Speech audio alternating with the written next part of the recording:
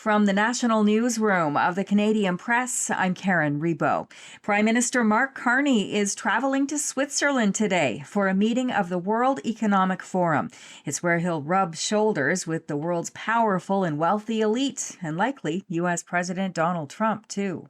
Mark Carney has long been a regular fixture at the World Economic Forum, in the past speaking about the need for corporations to tackle climate change. This time, he's there as Prime Minister with a sales pitch for investing in Canada. The tiny Swiss ski town will also pay host to President Donald Trump, attending for the first time in 6 years and bringing his inner circle on trade. The Financial Times newspaper reported Trump only agreed to attend on condition that issues considered to be politically progressive, like empowering women and fighting climate change, do not feature prominently on the agenda. Kyle Duggan, the Canadian Press, Doha, Qatar. European leaders are slamming Donald Trump's threat to impose tariffs on countries that oppose his wish for American control of Greenland. ABC's Alison Cossack has more.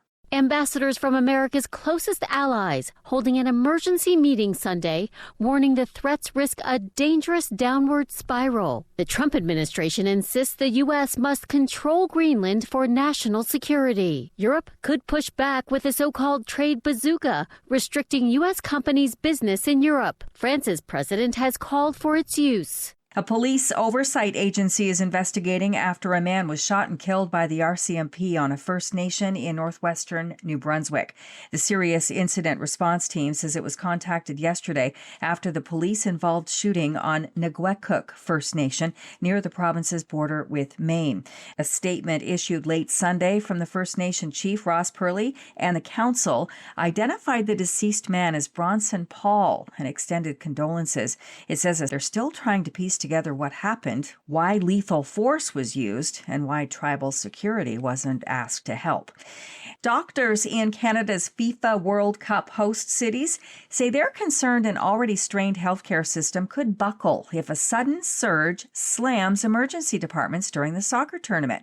Dr. Catherine Varner, an emergency medicine physician in Toronto, has written in today's Canadian Medical Association journal that she's concerned about vulnerabilities in the healthcare system and that they need to be addressed before 300,000 soccer fans set foot in Toronto and Vancouver in June. We would be pressed in that situation to be able to accommodate the emergent needs of patients if they needed hospital-based care.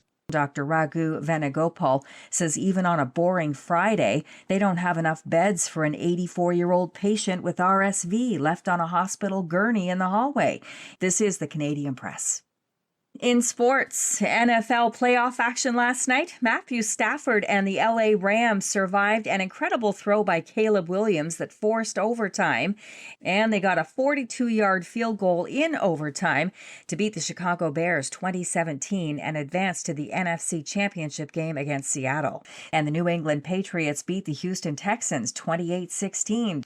The Toronto Raptors lost 110-93 to the Lakers in Los Angeles. And in tennis at the Australian Open, Montreal's Felix Auger-Aliassime has seen an early exit. The 7th seed beat Portugal's Nuno Borges in the first set, but then lost the next two and then retired with a cramping injury. Canadian Marina Stakusic also fell to Australia's Priscilla Hahn, retiring late in the third set, also from cramping.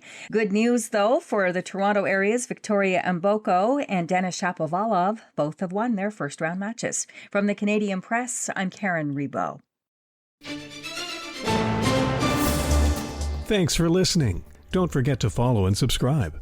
For more of today's top stories, visit thecanadianpressnews.ca.